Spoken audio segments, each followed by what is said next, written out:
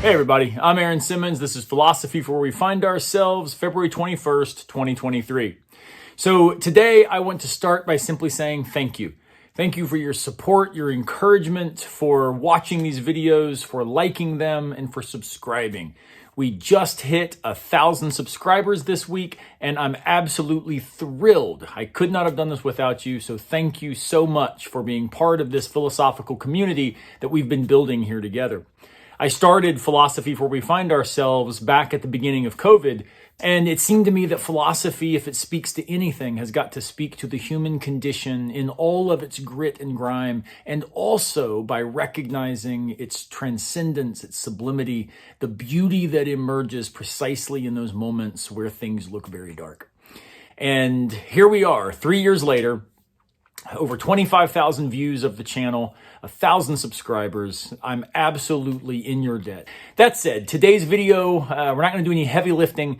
Instead, I just want to give you 5 suggestions for other things that really do propel me forward, that give me hope, that give me strength for those tough days. And maybe these are also things that will resonate with you. So 5 recommendations of things that are genuinely awesome about this world in which we find ourselves. First is any video that features an interview with Maya Angelou. Please, here on YouTube, check out anything she has ever done that is here and available to you. Her words are dripping with wisdom. They model kindness, and yet they reflect the awareness that a commitment to justice and neighbor love really do cultivate. So please do check out anything by Maya Angelou. I'll have a few links to some of the ones that I especially like by her. 2, any book by Lamott. Now, Anne has written on a variety of topics, from death and despair to joy and parenting, and she also has written quite a bit about issues such as dark chocolate and even what it means to write, how to be skilled at the craft of writing. I continue to be pretty partial to her early book, Traveling Mercies. I also really like her book, Help, Thanks, Wow, which is a record of her 3 favorite prayers. But anything by Anne Lamott is the kind of book that I pick up in order to remind me that it matters that we live on purpose and that we can be better than we are currently.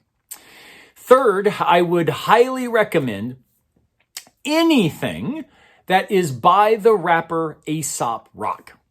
Aesop Rock is one of my favorite rappers, and his simple lyrical flow is among the most substantive, the most word thick. What he does with language is something that would, I think, even intimidate Derrida. And in fact, in a study that was done, he was shown to have the biggest vocabulary of any rapper in the game.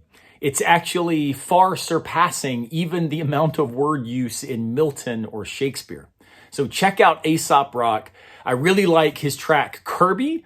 I'll have a link to that in the description as well. But he's somebody who really does, I think, model what is possible with the English language. And fourth, I would highly recommend the work of my friend Tom Morris. In particular, I would hope that you would check out his philosophical fiction. He has written book after book in a series that is invigorating in its invitational quality and yet deep in its philosophical substance. The one I'd start with is The Oasis Within. It is an amazing book. I think you will love it, especially if you like philosophy, but you kind of want to do some beach reading that has philosophical heft.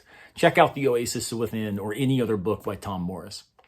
Finally, because we're talking about generally awesome things, I want to recommend a book by my friend Nick Riggle, simply called On Being Awesome. He talks about what constitutes awesomeness, how we are people who are awesome, how we do things that count as awesome. And in doing this, he also describes the ways in which we can navigate social life in less than awesome ways. So in my appreciation of you all being awesome, thinking with me about things that are in many ways awe-inspiring, that are bigger than us, I think it's also really cool that we can think with Nick about what awesome really involves and how it really works. So there you go. Maya Angelou, Anne Lamott, Aesop Rock, Tom Morris, and Nick Riggle. I think that those will absolutely give you some substance this week, encourage you wherever you find yourself, and I hope that they invite you to continue coming back here, thinking with me, and as we encourage each other towards stuff that matters, thoughts that are worthwhile, and lives that are significant. I'll see you next time, unless a piano falls on our heads.